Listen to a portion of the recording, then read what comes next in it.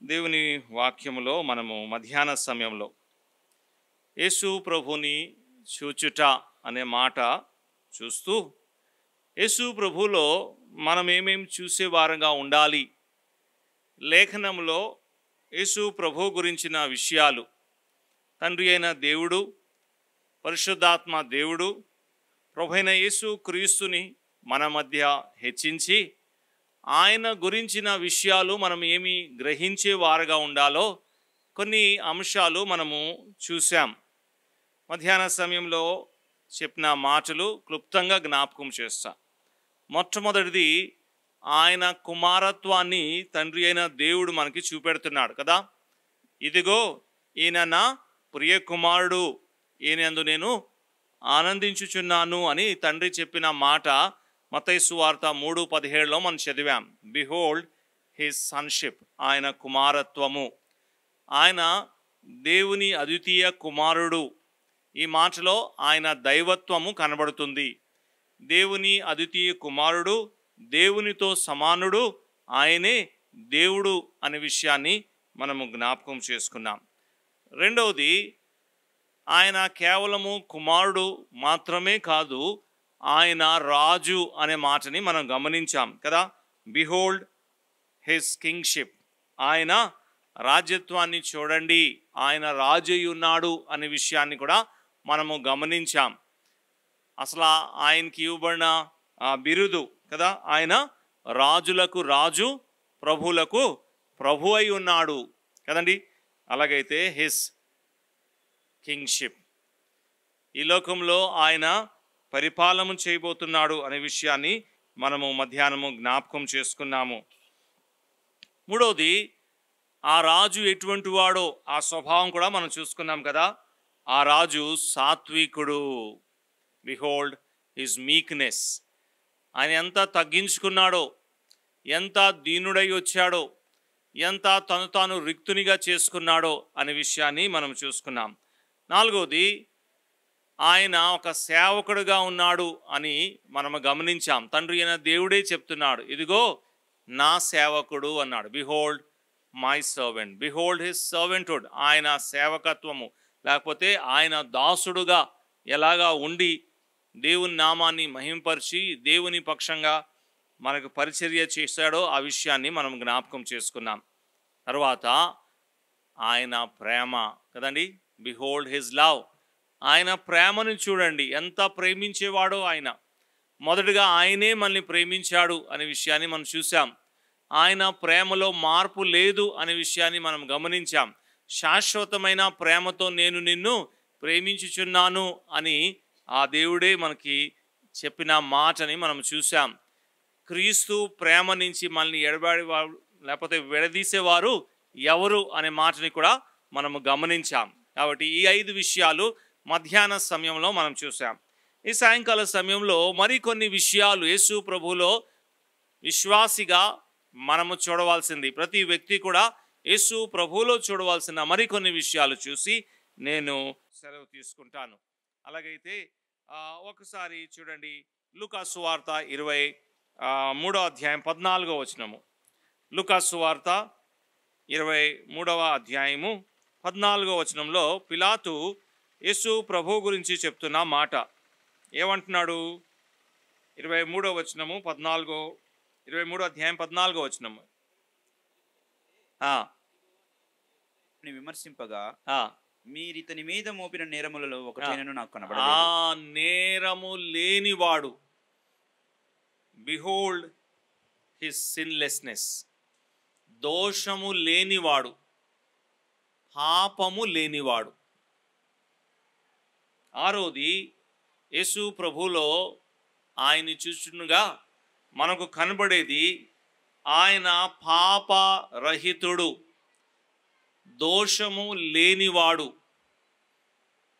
నేరము లేనివాడు, ఆయనలో ఏ పాపము లేదు. ఇది ఆశ్చర్యానికి గురి చేస్తుంది. దేవుని గ్రంథంలో ఈ ప్రత్యేకమైన మాట మనము చదవగలము. రోమాపత్రిక 3వ అధ్యాయము 23వ వచనాన్ని మనం చదువుకుందాం. రోమాపత్రిక 3వ అధ్యాయము 23వ వచనాన్ని మనం చదువుకుందాం. అక్కడ దేవుడు మనుషుల గురించి చెప్పుతున్న మాట మనం చూస్తున్నాం. ఏంటది? ఏ భేదమును లేదు, అందరూ పాపము చేసి దేవుని మహిమను పొందలేకపోతున్నాడు. కదండి, దేవుడు మానవాళి గురించి చెప్తున్న మాట ఏంటి అంటే, ఏ భేదము లేదు, అందరూ పాపము చేసి దేవుని మహిమను పొందలేకపోతున్నారు అని. అందరూ పాపము చేసి, అందరిలో పాపం ఉంది, అందరూ పాపము చేస్తున్నారు, అందరూ పరిస్థితి ఇలాగుంటుండగా ఈయన యందు ఏ పాపము లేదు అని దేవుని వాక్యము మనకి తెలియపరుస్తుంది. ఏ బైబిల్ అయితే లోకంలో ఉన్న మనుషులు అందరూ పాపులు, అందరూ పాపము చేసి దేవుని మహిమను పొందలేకపోతున్నారని ఏ బైబిల్ అయితే చెప్తుందో, ఆ బైబిలే యేసు ప్రభు గురించి చెప్తున్న మాట ఏంటి తెలుసా? ఈయనలో ఏ పాపము లేదు, ఈయనలో ఏ దోషము లేదు, ఈయనలో ఏ నేరము లేదు, ఈయనలో ఏ తప్పు లేదు. కదండి, ఏ బైబిల్ అయితే మానవాళ్ళు అందరూ పాపము చేసి దేవుని మహిమను పొందలేకపోతున్నారు అని ఏ బైబిల్ అయితే చెప్తుందో, మానవాళ్ళ గురించి బైబిల్ చెప్తున్న మాట అందరూ పాపము చేసి దేవుని మహిమను పొందలేకపోతున్నారని చెప్తే, ఇదిగో ఆ బైబిలే ఒక వ్యక్తిని ప్రత్యేకంగా మన ముందు నిలవబెట్టి ఆ వ్యక్తి గురించి చెప్తున్న మాట ఏంటి చెప్పండి? ఈయన యందు ఏ పాపము లేదు. కదండి, యేసు ప్రభు ఎటువంటి వాడు చెప్పండి? పాపము లేనివాడు. పాపము లేనివాడు అంటే దాని అర్థం ఏంటి? ఆయన పరిశుద్ధుడు, ఆయన నోట ఏ కపటము లేదు, ఆయన యందు ఏ పాపము లేదు. కొన్ని వచనాలు చదువుతాం చూడండి. యేసు ప్రభువే ఈ సవాల్ ఇసిరాడు. యోహాను సువార్త 8వ అధ్యాయము 46వ వచనము. ఇక్కడ మనము ప్రారంభంలో చదువుకున్న వచన భాగంలో పిలాతు అనే ఒక వ్యక్తి యేసు ప్రభుని ఆయన పరీక్షించాడు, యేసు ప్రభుతో మాట్లాడాడు, యేసు ప్రభుకి న్యాయ విచారణ చేశాడు. ఆయన అందరి ఎదుట ఏం చెప్తున్నాడు? ఈయన యందు ఏ నేరము లేదు. మీరు ఏ విషయంలో అయితే ఇతని మీద దోషారోపణ చేస్తున్నారో అటువంటిది ఏమీ ఇతనిలో కనబడట్లేదు అన్నాడు. ఆయన బాహ్యంగా ఉన్న విషయాల్లో విచారణ చేసి ప్రభు గురించి చెప్పిన మాట ఇది. ఇప్పుడు ప్రభు తన వ్యక్తిత్వము ఆంతరంగంలో ప్రభు ఎలా ఉన్నాడో, ఏమై ఉన్నాడో ప్రభువే ఆయనే స్వయంగా తన గురించి చెప్తున్నాడు. కదండి, యోహాను సువార్త 8వ అధ్యాయం 46వ వచనం చూడండి. యేసు ప్రభు ఏమంటున్నాడు? నా యందు పాపము ఉన్నదని మీలో ఎవడు స్థాపించగలడు? Behold his సిన్లెస్నెస్. ఆయన పాపము లేనివాడు అని చూడండి. నాలో పాపము ఉంది అని మీలో ఎవరు స్థాపించగలడు? ఆయన యందు ఏ పాపము లేదు. చూడండి, కొరింథీయులకు రాస్తూ పౌలు అన్నాడు కదా ఈ మాట, 2వ పత్రిక 5వ అధ్యాయం 21వ వచనము. యేసు ప్రభు ఏ మాట అయితే చెప్పాడో, ఇదిగో అపోస్తలుడైన పౌలు యేసు ప్రభు గురించి ధ్యానించి ఆయనతో సహవాసం చేసి ఆయన కూడా యేసు ప్రభు యందు ఏ పాపము లేదు అని చెప్తున్నాడు కదండి. 2వ పత్రిక, పౌలు కొరింథీయులకు రాసిన 2వ పత్రిక 5వ అధ్యాయం 21వ వచనము. ఎందుకనగా మనం ఆయన యందు దేవుని నీతి అగునట్లు పాపము ఎరుగని ఆయన కదండి. ఆయన ఎటువంటి వాడు చెప్పండి? పాపము ఎరుగని వాడు. ఆయన యందు ఏ పాపము లేదు, అసలు ఆయన పాపము ఎరుగడు. యోహాను ఈ ప్రభు గురించి రాస్తూ అన్నాడు కదా, అది కూడా చదువుదాంలే, అవసరము మనకి. యోహాను రాసిన మొదటి పత్రిక 3వ అధ్యాయం 5వ వచనం చూడండి. యోహాను రాసిన మొదటి పత్రిక 3వ అధ్యాయం 5వ వచనంలో, పాపములను తీసివేయటకే ఆయన ప్రత్యక్షమైనని మీకు తెలియను, ఆయన యందు పాపం ఏమీ లేదు. యేసు ప్రభు అన్నాడు, నా యందు పాపము ఉన్నదని మీలో ఎవరైనా స్థాపించగలడా? యోహాను చూశాడు, యోహాను చూసి ఏమంటున్నాడు? ఆయన యందు పాపం ఏమాత్రము లేదు. పౌలు పరిశీలించాడు, పౌలు అంటున్నాడు అసలు ఆ పాపం ఆయన ఎరగడు అంటున్నాడు కదండి. పేతురు ఏమంటున్నాడు చెప్పండి? పేతురు రాసిన మొదటి పత్రిక 2వ అధ్యాయం 22వ వచనం నుంచి చదువుకుందాం. పేతురు రాసిన మొదటి పత్రిక 2వ అధ్యాయం 22వ వచనము. ఆయన పాపము చేయలేదు. ఆయన అసలు పాపము చేయలేదు. పాపము చేయడానికి పాపము తెలిసి ఉండాలి కదా, కదండి. పాపము చేయడానికి ఏముండాలి? పాపము తెలిసి ఉండాలి కదా. ఆయన పాపము ఎరుగడు అని చెప్పాడు. మరొకటి, పాపము చేయడానికి పాప స్వభావము ఉండాలి. ఆయన యందు ఏ పాపము లేదు అంటే ఆయన స్వభావంలోనే పాపము లేదు. అందుకే ఆయన ఎటువంటి వాడు చెప్పండి? పరిశుద్ధుడు, పాపము లేనివాడు. ఆయన పుట్టిక పరిశుద్ధమైనది, ఆయన జీవితము పరిశుద్ధమైనది, ఆయన ఆలోచన మాటల విధానము పరిశుద్ధమైనది. అసలు ఆయన పాపమే లేదు. ఆయన యందు పాపము ఏమాత్రము లేదు. ఆయన పాపము ఎరగడు, ఆయన పాపము చేయలేదు. మరలా చెప్తున్నాను, పాపము చేయాలి అంటే పాపము ఎరిగి ఉండాలి. పాపము చేయాలి అంటే పాపము స్వభావం ఉండాలి. పాపము ఎరగడు, పాపము స్వభావం లేదు గనక ఆయన ఏ పాపము చేయలేదు. మనం చదువుకున్న రోమాపత్రిక 3వ అధ్యాయం 23వ వచనంలో పౌలు ఏ భేదము లేదు అని చెప్తూ, పాపం గురించి చెప్తూ, మనుషుల గురించి చెప్తూ ఒక మాటని చాలా ప్రత్యేకంగా ఫోకస్ చేసి చెప్తున్నాడు. ఏంటి తెలుసా? అది ఏ భేదము లేదు, అందరూ పాపము చేసి ఉన్నారు. అంతే, చేయుట అనే మాట మీద ఆ ఎంఫసిస్ ఉంది. ఏ భేదము లేదు, అందరిలో పాపం ఉంది అంటే అది వేరుగా ఉంటుంది. అది కూడా వాస్తవమే. ఏ భేదము లేదు, అందరిలో ఏముంది చెప్పండి? పాపం ఉంది, పాప స్వభావం ఉంది. అది కూడా వాస్తవమే. కానీ పౌలు ఒక మెట్టు ముందుకెళ్ళాడు. ఏమంటున్నాడు చెప్పండి? ఏ భేదము లేదు, అందరూ ఏం చేశారు చెప్పండి? పాపము చేసి అన్నాడు. అంటే చేయుట, పాపము చేశారు, చేస్తున్నారు, అంతే. అది పౌలు ఒక ఎంఫసిస్ అండి. ఏ భేదము లేదు, అందరిలో పాపం ఉంది, అందుకే దేవుని మహిమను పొందలేకపోతున్నారు. అలా అనలే. అలా అన్నా సరిపోతుంది. కానీ ఒక మెట్టు ముందుకు వెళ్ళి ఏమంటున్నాడు? ఏ భేదము లేదు, అందరూ పాపము చేసి ఉన్నారు. They have committed the act of sin. అది పౌలు చెప్తే యోహాన్ ఏమన్నాడు తెలుసా? తన పత్రికలో, మొదటి పత్రికలో రాస్తూ ఏమన్నాడు? మనలో పాపము లేదు అని మనం చెప్తే మనం ఏమవుతాం? ఇద్దరు చూడండి ఏ కోణం నుంచి మాట్లాడుతున్నారు. అపోస్తలుడైన పౌలు ఏమంటున్నాడంటే ఏ భేదము లేదు, అందరూ పాపము చేసి ఉన్నారు. They have committed the act of sin. చేసి ఉన్నారు. ఎందుకు చేసి ఉన్నారు? ఇదిగో పాపము ఉంది, మనలో పాపము ఉంది కాబట్టి పాపము చేస్తూ ఉంటాం. అలాగైతే యేసు ప్రభు ఎటువంటి వాడు చెప్పండి?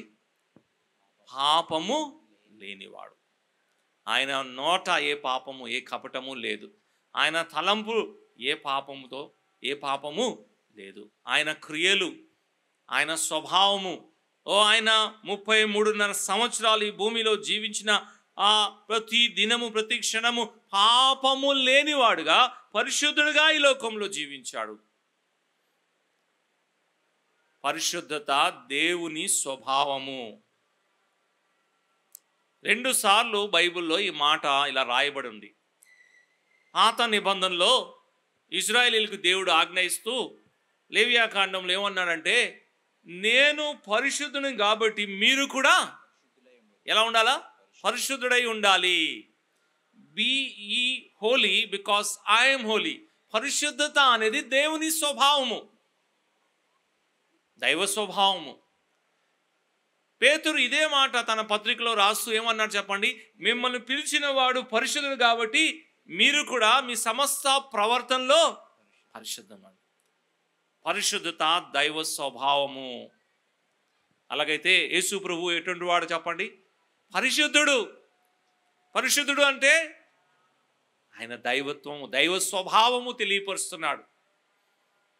దేవుడు పరిశుద్ధుడు.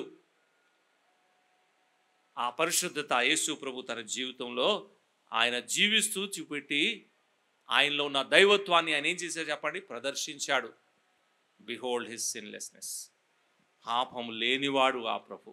పాపంని ఏమాత్రము ప్రేమించలేదు, పాపంని ఏమాత్రము ప్రోత్సహించలేదు, పాపంని ఏమాత్రము చూసి చూడనట్లుగా ఆయన ఉండలేదు. పాపంని ఖండించాడు. పాపముకు వచ్చే జీతం మరణమని చెప్పాడు. పాపము దేవునికి ఇష్టం లేదు అని చెప్పాడు. పాపములో మీరు చనిపోతే నరకానికి వెళ్తారు అని సూటిగా స్పష్టంగా చెప్పాడండి యేసు ప్రభు. ఎందుకంటే ఆయన పరిశుద్ధుడు, పాపము లేనివాడు, దైవీ స్వభావం కదండి. అలాగైతే ఈ పరిశుద్ధుడు, ఈ పాపం లేనివాడు పాపుల మధ్య ఎందుకున్నాడు కదండి? ఇది మనం ఆలోచన చేయాలి. యేసు ప్రభు గురించి మనం చూస్తుండగా ఆయన పాపం లేనివాడు, సరే మంచిది. ఆయన యందు ఏ పాపము లేదు, వెరీ గుడ్, మంచిది.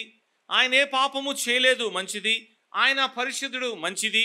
ఇది దైవ స్వభావము, మంచిది. అలాగైతే ఈ పాపము లేనివాడు మరి పాపుల మధ్యలో ఎందుకు ఉన్నాడు? 33 సంవత్సరాలు ఎందుకు పాపుల మధ్యలో ఆయన సంచరించాడు? ఎందుకు ఉన్నాడు అంటే పౌలు అంటున్నాడు. చదువుదాం ఆ మాట. పౌలు తిమోతికి రాసిన మొదటి పత్రిక 1వ అధ్యాయము 15వ వచనము.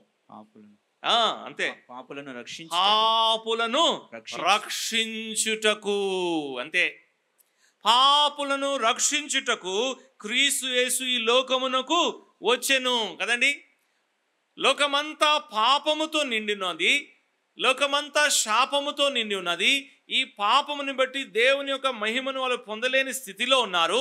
పాపములోనే జీవించి, పాపము జరిపించి, పాపములోనే మనుషుడు చనిపోతే నిత్య నాశనము, నరకాగ్నికి వెళ్ళిపోతాడని ఎరిగి దేవుడు తన కుమారుని లోకానికి పంపించాడు.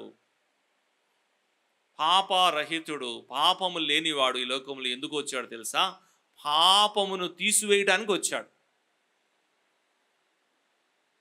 పాపమును తీసివేయడానికి వచ్చాడు. పాపులను రక్షించుటకు వచ్చాడు. ఏ భేదము లేదు, అందరూ పాపము. అలాగైతే ఎంతమంది కొరకు వచ్చాడు యేసు ప్రభు? అందరూ కొరకు వచ్చాడు కదండి.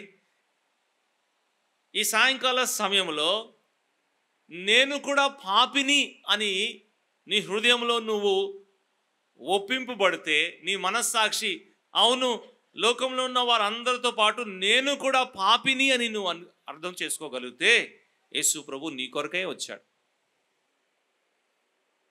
వచ్చిన ఈ ప్రభు ఏం చేశాడు? పేతురు చెప్తున్నాడు, చూద్దాం ఆ మాట కూడా. 2వ పత్రిక, అదే మొదటి పత్రిక 2వ అధ్యాయము 24వ వచనము. పాపులను రక్షించుటకు వచ్చాడు కదా, రక్షణ కార్యం ఏదైనా చేశాడా అని ఒకసారి ఆలోచన చేస్తే ఇదిగో బైబిల్ మనకిస్తున్న జవాబు ఏంటది? పాపముల విషయమై చనిపోయి, మనం పాపం విషయంలో చనిపోయి నీతి విషయమై జీవించినట్లు ఆయన అంటే పాపులని రక్షించడానికి వచ్చాడు కదా. ఆయన అంటే ప్రభువైన యేసుక్రీస్తు. ఆయన తానే తన శరీరమందు మన పాపములు, ఆయన పాపమా మన పాపమా? మన పాపములు ఏం చేశాడంట? మ్రాను మీద మోసుకెళ్ళాడు కదండి. పాపుల్ని రక్షించడానికి వచ్చిన ఈ ప్రభు ఏం చేశాడు? ఆయన తానే అంటే వాలంటరీలీ, స్వేచ్ఛగా మన పాపముని ఆయన తన మీద వేసుకున్నాడు. అలా వేసుకోవడానికే మానవ శరీర ఆకారంలో ఆయన వచ్చాడు. ఆత్మస్వరూపి అయిన దేవుడు దేహధారి అయి అన్నాడు కదండి. ఆ వాక్యమే దేహధారి అయి సశరీరిగా కృపా సత్య సంపూర్ణగా మన మధ్య నివసించెను. ఎందుకు నివసించెను అంటే మన పాపమును ఆయన తీసుకొని ఏం చేశాడు చెప్పండి? ఆ మ్రాను మీద అనగా ఆ శిలువ మీద ఆయన మన పాపమును తీసుకున్నాడు. పాపం తీసుకుంటే ఏమవుతుంది? బైబిల్ అంటుంది పాపముకు వచ్చే జీతము మరణము. పాపంకి వచ్చే జీతం ఏంటి చెప్పండి? మరణము. కాబట్టి ఇప్పుడు ఆ ప్రభు మన పాపమును తీసుకున్నాడు కాబట్టి దాంతోపాటు ఏం వస్తుంది? ఏం రావాలి? మరణము రావాలి. మరి ఆ ప్రభువు ఏమయ్యాడు? మరణించాడు. ఎక్కడ మరణించాడు? ఇదిగో శిలువ మీద ఆయన మరణించాడు.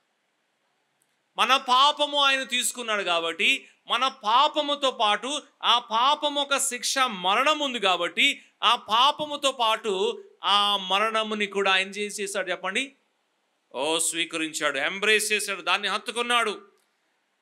ప్రజలు పాపములో ఉన్నారు, ఆ పాపం నుంచి వాళ్ళని నేను రక్షించాలంటే ఆ పాపముని నేనేం చేస్తున్నాను?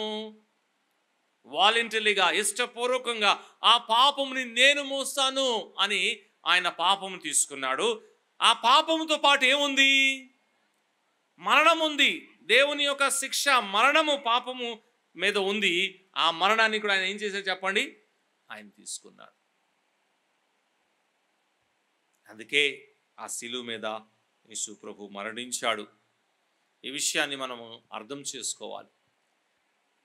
పాపముకు వచ్చే జీతము మరణము. ఆ మరణాన్ని యేసు ప్రభు ఆ శిలువ మీద మనకు బదులుగా, ప్రతి పాపికి బదులుగా ఆ శిలువ మీద యేసు ప్రభు మరణించాడు. ఏ భేదము లేదు, అందరూ పాపము చేశారు కాబట్టి ఏ భేదము లేదు, అందరి కొరకై యేసు ప్రభు శిలువ మీద మరణించాడు. మన అందరి మరణము, అదిగో హెబ్రీ పత్రిక 2వ అధ్యాయం 9వ వచనంలో చదువుతున్నాం కదా, దేవుని కృప వల్ల ప్రతి మనిషి కొరకై ఆయన ఏం చేశాడు చెప్పండి? మరణం అనుభవించాడు. ప్రతి మనిషి కొరకై, ఇదిగో ఈ కూడికలో ఉన్న ప్రతి వ్యక్తి కొరకై, ఈ దోర్నాల్లో ఉన్న ప్రతి వ్యక్తి కొరకై, ఇదిగో ఆంధ్ర రాష్ట్రంలో, భారతదేశంలో, యావత్ ప్రపంచంలో ఉన్న ప్రతి మనిషి కొరకై యేసు ప్రభు మరణాన్ని అనుభవించాడు.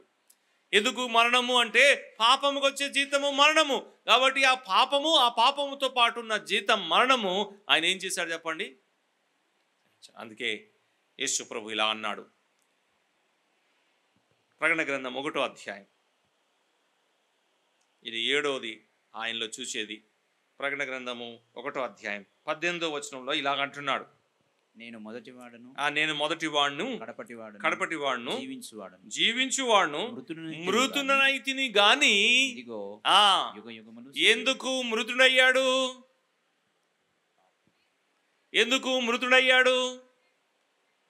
హెబ్రీ గ్రంథకర్త అంటున్నాడు, జీవిత కాలమంతా ఆ మరణ భయంలో ఉన్న వారిని, మరణం మీద అధికారం కలిగిన వారిని ఓడించి ఆ మరణంని తీసివేయడానికి యేసు ప్రభు ఏమయ్యాడు చెప్పండి? ఆ మరణాన్ని అనుభవించాడు. నేను మృతుని అయితిని గాని అన్నాడు. ఎందుకు ఆయన మరణించాడు అంటే, ఇదిగో మన మరణాన్ని తీసివేయడానికి, మన పాపమును తీసివేయడానికి ఆ ప్రభు మన కొరకై శిలువ మీద మరణించాడు. సరే, మరణించిన తర్వాత ఆ ప్రభు సమాధి చేయబడి ఏమయ్యాడు చెప్పండి? 3వ దినాన ఆయన తిరిగి లేచాడు. ఇదిగో యుగ యుగం వరకు నేను సజీవుడై ఉన్నాను అన్నాడు. శిలువ మీద చనిపోయి సమాధి చేయబడిన యేసు ప్రభుని మేము ప్రకటించట్లేదు, కానీ శిలువ వేయబడిన యేసు ప్రభు, సమాధి చేయబడి మరలా తిరిగి లేచిన యేసు ప్రభు, ఆయన పునరుత్థానము మేము ప్రకటిస్తున్నాం. ఆయన శిలువ మరణము ప్రకటిస్తున్నాం వాస్తవమే, అయితే ఆ మరణంతో అంతము కాదు, ఆయన మరలా తిరిగి లేచి సజీవుడై ఉన్నాడు. ఆ ప్రభు ఏమన్నాడు తెలుసా? ఇదిగో నేను మృతుడైతిని కానీ ఇప్పుడు నేను సజీవుడై ఉన్నాను, కాబట్టి ఇప్పుడు మీరు వెళ్ళి ఏం చేయాలి? లూకా సువార్త 24వ అధ్యాయం 47వ వచనాన్ని చదువుకుందాం. లూకా సువార్త 24వ అధ్యాయం 47వ వచనము. యెరూషలేము మొదలుకొని సమస్త జనములు అంటే అందరిలో ఆయన పేరట ఏముందంట? మారు మనసును పాప క్షమాపణ ప్రకటించబడుతుంది. మారు మనసు అంటే మనసును మార్చుట. మనిషి స్వభావము పాప స్వభావము. మనిషి పాపముని ప్రేమించేవాడు, పాపముని జరిపించేవాడు. పాపము లోకంలో జీవించడానికి ఇష్టపడుతున్నాడు మనిషి. పాపము చేయడానికి ఇష్టపడుతున్నాడు మనిషి. పాపము అక్రమం విస్తరిస్తున్న దినాల్లో మనం ఉంటున్నాం. సమాజము ఎంత చెడిపోయిందో మనకు చెప్పవసరం లేదు. ఎన్ని విషయాలు రోజు టీవీలో మనం చూస్తున్నామో, వార్తల్లో వస్తున్నాయో మనకు తెలుసు. మానవుడు ఎంత పతనమైపోయాడో మనకు తెలుసు, ఎంత భ్రష్టుడైపోయాడో మనకు తెలుసు, ఎటువంటి పాపము జరుగుతుందో సమాజంలో మనకు తెలుసు. పాపముని ప్రేమించేవాడు మనిషి, పాపము జరిపిస్తున్నాడు మానవుడు. ఈ పాపంకి వచ్చే శిక్ష, జీతము మరణము. జాగ్రత్త. అబద్ధాలు ఆడము, దొంగతనాలు, హత్యలు, మానభంగాలు, వ్యభిచారాలు, త్రాగుడు, మత్తు పదార్థాలు, అవమానాలు, ఇంకా ఎన్నో ఉన్నాయి. ఘోరమైన హత్యల గురించి వినట్లేదా మనం? భయపడట్లేదు మానవుడు. ఎందుకు అలా చేస్తున్నాడు? పాపము. భయంకరమైన దోపిడీలు, అక్రమాలు, ఇవన్నీ కూడా మానవుల్లో ఉన్న పాప స్వభావం ఒక ప్రకటీకరణ. అందుకే మనలో పాపము లేదు అని మనలో ఏ ఒక్కడుగా చెప్పలేదు. మనం తలంపులు ఎలా ఉన్నాయో ఒకసారి ఆలోచన చేయండి. ఉదయము మొదలుకొని రాత్రి మన పడకలో వెళ్ళేంత వరకు మన తలంపులు ఎలా ఉంటున్నాయి? దేవుడు ఎప్పుడో చెప్పాడు కదండి, బాల్య దినం నుండే మనుషుడు ఒక తలంపులు ఎలా ఉన్నాయంట? చెడు తలంపులు, చెడు మాటలు, పాపము. నీవు ఎక్కడ నువ్వు పరిశీలించినా, అడిగినా నీలో పాపము కనబడుతుంది. అవునా కాదా? పాపము విషయంలో ఒప్పింపబడుతున్నావు. గ్రహిస్తున్నావా ఈ మాట? నాలో ఏ మంచితనము లేదు అని నాకు అర్థమవుతుంది. అదేం చెప్పండి? పాపము. నేను చాలా మంచోడండి, నేను ఎటువంటి చెడ్డ పనులు నేను చేయలేదు, ఎప్పుడు కూడా చెడ్డ మాటలు మాట్లాడలేదు, ఎప్పుడు చెడ్డ తలంపులు నాకు రాలేదు అని ఏ మనుషుడు చెప్పడానికి అవకాశమే లేదు.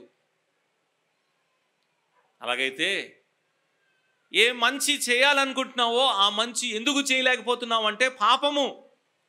మనందరము కూడా ఈ విషయంలో ప్రయాసపడుతున్నాం కదా, మంచిగా జీవించాలని ప్రయాసపడుతున్నాం. ఎవరితో నేను గొడవ ఆడకూడదు, ఎక్కడ కూడా కాని మాటలు మాట్లాడకూడదు, అందరికీ సహాయం చేయాలి, మంచిగా జీవించాలి. ఎంత ప్రయత్నించినా అవ్వట్లేదు. కారణం ఏంటి అంటే పాప స్వభావము, పాపము. ఆ పాపము ఒక శిక్ష ఏంటి అంటే మరణము. అంటే కేవలము శారీరకమైన మరణము కాదు, కానీ బైబిల్ రెండవ మరణము అంటుంది. అదే నిత్య నరకాగ్నిగుండము. ఈ లోకము తర్వాత మనిషికి మరొక స్థలం ఉంది నివసించడానికి, అది నిత్యత్వము. ఈ లోకంలో మనిషి ఎంతకాలం ఉంటాడు?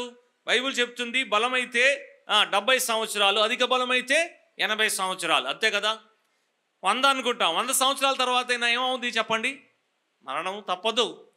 మనిషికి ఒక్కసారి మరణము, తర్వాత తీర్పు విధింపబడింది అని బైబిల్ సెలవిస్తుంది. హెబ్రీ పత్రిక 9వ అధ్యాయం 27వ వచనంలో కదా. అయితే మరణము తర్వాత ఇదిగో 2 నిత్యత్వాలు మరణము తర్వాత మనిషి కొరకై వేచి ఉంటున్నాయి. 2 eternity is waiting for man after his life on earth. ఈ లోకంలో మనిషి యొక్క జీవితం అయిపోయిన తర్వాత 2 నిత్యత్వము కాచుకొని ఉంటున్నాయి మనిషి కొరకై. అది బైబిల్ చెప్పే గొప్ప సత్యము. ఒకటి పరలోకము, హెవెన్ అంటాం కదా. ఒకటి పరలోకము, శాంతి సమాధానంతో నిండిన స్థలము, దేవుని ఉండే స్థలము. రెండవది నరకము, హెల్ అంటాం కదండి. ఏం చెప్పండి? నరకము. ఆ నరకము ఎంతో భయంకరమైంది. అది మండుతున్న అగ్నిగుండము. అక్కడ అగ్ని ఆరదు, పురుగు చావదు. ఈ 2 స్థలాలు నిత్యత్వముతో ఉన్నది, నిత్యత్వముతో కలిసింది. లేకపోతే దే ఆర్ ఇటర్నల్ ప్లేసెస్.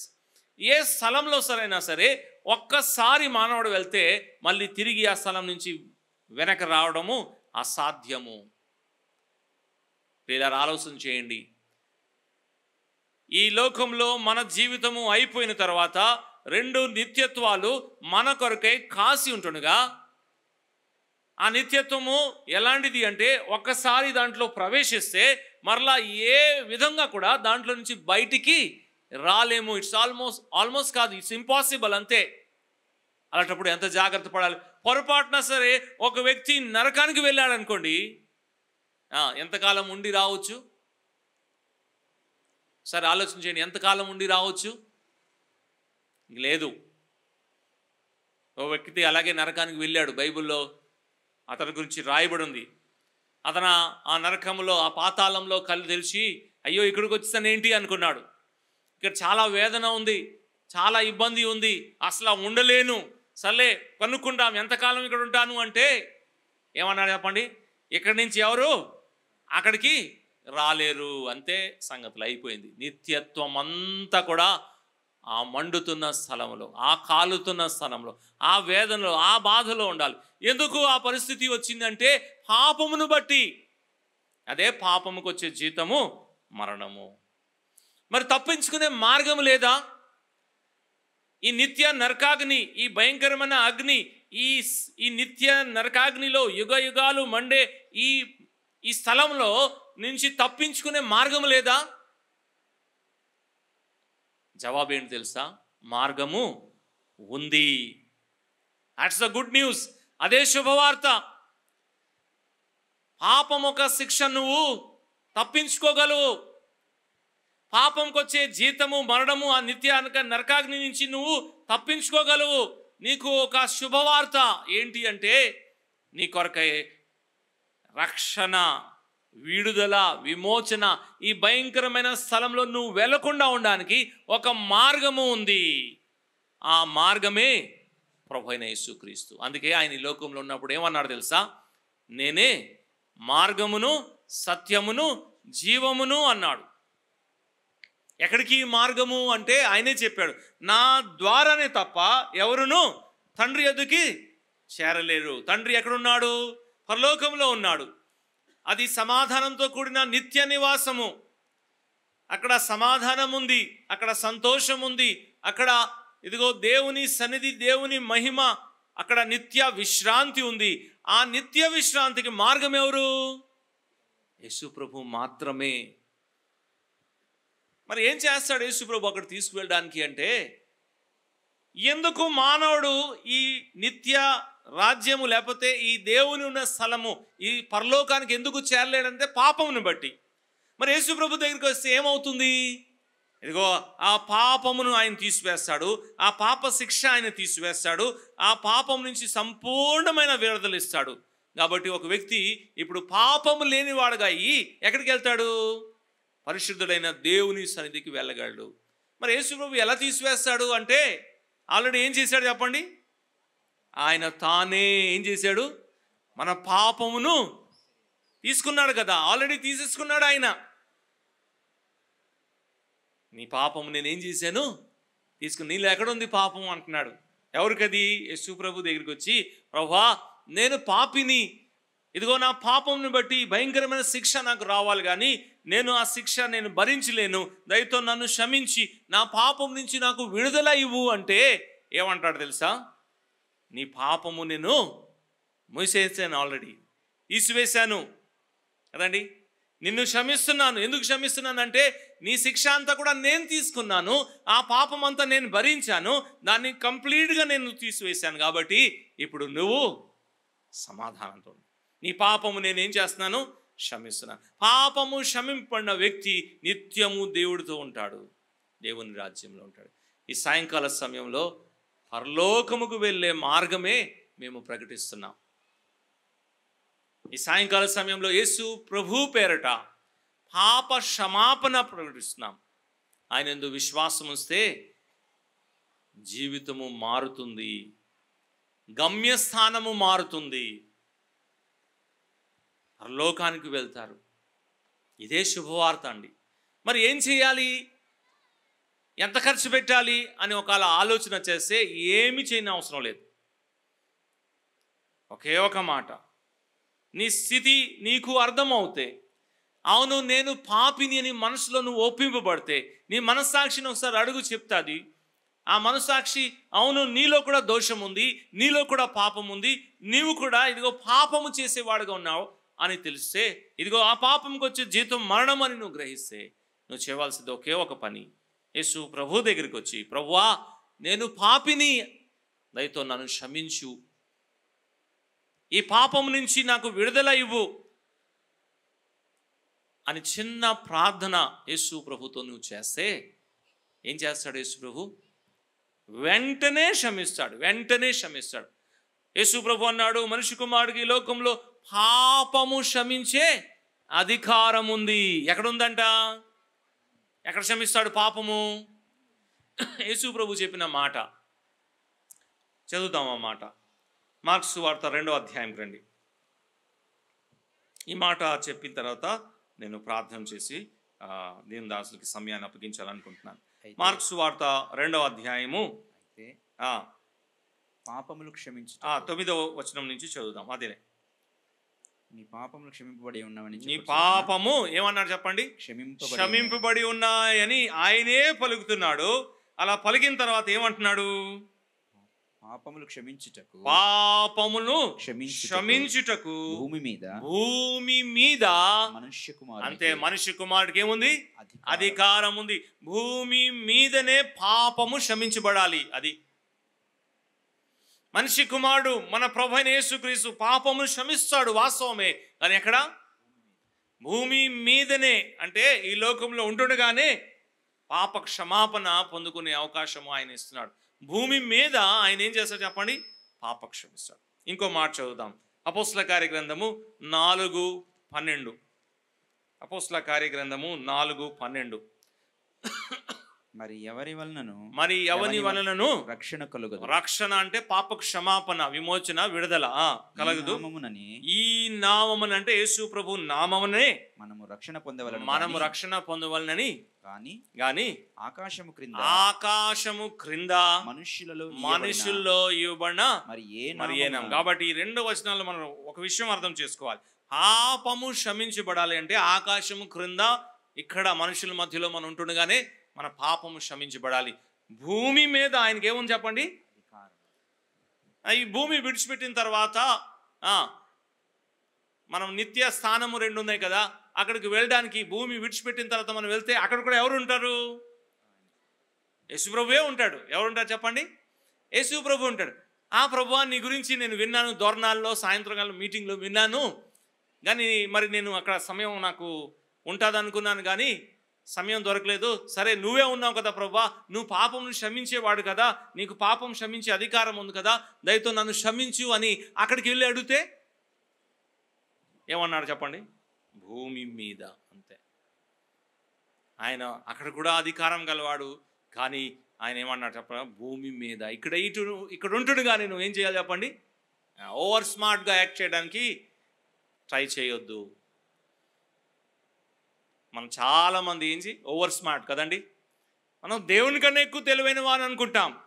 పర్వాలేదులే, ఈ లోకంలో ఎలాగైనా జీవించి చివరి గడియలో ఎప్పుడైనా సరే ప్రభుని నమ్ముకుంటాం, లేకపోతే అక్కడికి వెళ్ళి ప్రభుతో మాట్లాడి ఏదైనా చేసుకుంటాం, డీల్ అనుకుంటాం కదండి. జాగ్రత్త.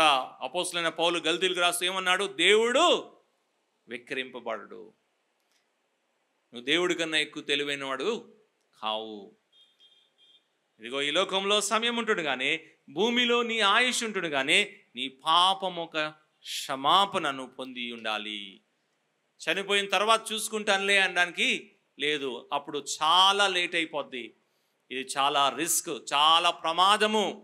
తర్వాత చూసుకుంటానులే, చనిపోయిన తర్వాత అక్కడికి వెళ్ళి మాట్లాడతానులే, లేకపోతే నేను చనిపోయిన తర్వాత ఇక్కడ ఉన్న వారు నా గురించి ఏదైనా చేస్తారులే అనుకుంటాము, అది చాలా ప్రమాదము. అది అసలు ఏమీ జరగదు. ఒక్కసారి జారి నిత్య నాశనము ఆ నరకాగ్నికి వెళ్తే మరలా ఎప్పటికీ కూడా అక్కడి నుంచి బయటికి రాలేము. అందుకే ప్రేమతో ప్రభు పిలుస్తున్నాడు. ప్రయాసపడి భారం మోసిన సమస్త ప్రజలారా, మీరు నా యొద్దకు రండి, నేను మీకు విశ్రాంతి ఇస్తాను. అందుకే ఈ సాయంకాల సమయంలో ఒకవేళ నీ హృదయంలో, అవును నేను చాలా చెడిపోయిన వాడిని, అసలు నేను ఎంత చెడిపోయిన వాడినో నాకే తెలుసు, నా నేబర్స్కి, నా పక్కన్న వారికి, నా స్నేహితులకు కూడా తెలియదు, కానీ నేను చాలా చెడ్డవాడిని అని నీ హృదయంలో నీకు ఒప్పింపు వస్తే, ఇదిగో అది పాపము, గ్రహించు. ఆ పాపముకి భయంకరమైన శిక్ష ఉంది, గ్రహించు. అయితే దేవునికి స్తోత్రం, ఆ శిక్ష దేవుడే మనిషిగా ఈ లోకంలో వచ్చి, యేసు ప్రభువుగా వచ్చి ఆ శిలువ మీద నీకు బదులుగా మరణించి భరించాడు. కాబట్టి నువ్వు ఇంకా ఆ పాపము గురించి శిక్ష పొందడానికి వీల్లేదు, అవకాశం లేదు. ప్రభు దగ్గరికి వచ్చి, ప్రభువా నన్ను క్షమించు, నేను చాలా భయంకరమైన పాపిని, చాలా చెడ్డవాడిని ప్రభువా, ఈ పాప స్వభావం నాలో ఉంది, నేను పాపము చేస్తున్నాను, అలాగైతే నిత్య నాశనానికి వెళ్ళిపోతాను. ఇదిగో ఈవేళ విన్నాను ఈ లేఖనంలో, నేను పాపిని ప్రభువా, నన్ను క్షమించి నా పాపం నుంచి నన్ను విడిపించు, నాకు నిత్య జీవం ఇవ్వు అంటే యేసు ప్రభు ఆనందముతో సంతోషముతో ఆలస్యము లేకుండా నీకు ఇస్తాడు. అలా చేయడానికి ఇష్టము లేకుండా వాయిదా వేసి తర్వాత చూసుకుంటానులే అనుకుంటే చాలా ప్రమాదము. నువ్వు చాలా పెద్ద రిస్క్ తీసుకుంటున్నావు. తర్వాత మళ్ళీ అవకాశం ఉంటుందో లేదో. ఇదిగో సమయం ఉంటుంది కానీ యేసు ప్రభు యందు విశ్వాసం ఉంచి రక్షణ పొందాలని ప్రేమతో మనం చేస్తున్నాం. ఇది ఏ అనుకూలమైన సమయము, ఇది ఏ రక్షణ దినము. ఒకవేళ యేసు ప్రభు యందు విశ్వాసం ఉంచాలనే ఆశ కలిగితే, హృదయంలో ఆత్మీయమైన ప్రేరేపణ కలిగితే, ఈ కూడికి తర్వాత మీరు ఆగి ఉండండి, మీతో మాట్లాడతాం, మీ కొరకై ప్రార్థన చేస్తాం. ప్రభు దీవిస్తాడు. ఈ గొప్ప అవకాశము, నిత్య జీవంని ఎవరు కూడా త్రోసివేయకూడదు అని ప్రేమతో మనం చేస్తున్నాం. ప్రార్థన చేసుకుందాం. కృపా కనికరం గల మా ప్రియ పరలోకపు తండ్రి, మీ ప్రియకుమారుడు మా ప్రభువైన యేసుక్రీస్తు మా కొరకై ఈ లోకంలో వచ్చి ఎంత శ్రేష్టమైన కార్యము చేశాడో, ఎంత గొప్ప రక్షణ మా కొరకై సిద్ధపరిచాడో, ఆ గొప్ప రక్షణని ఎంత సులువుగా మాకు ఇస్తున్నాడో. కేవలము ఆయన యందు విశ్వాసం ఉంచితే ఉచితంగా మేము నీతిమంతులుగా తీర్చబడుతున్నాం, రక్షించబడుతున్నాం.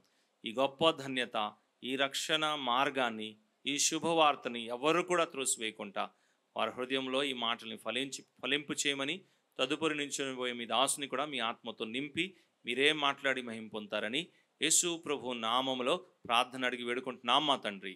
ఆమేన్. అందరికీ వందనాలు.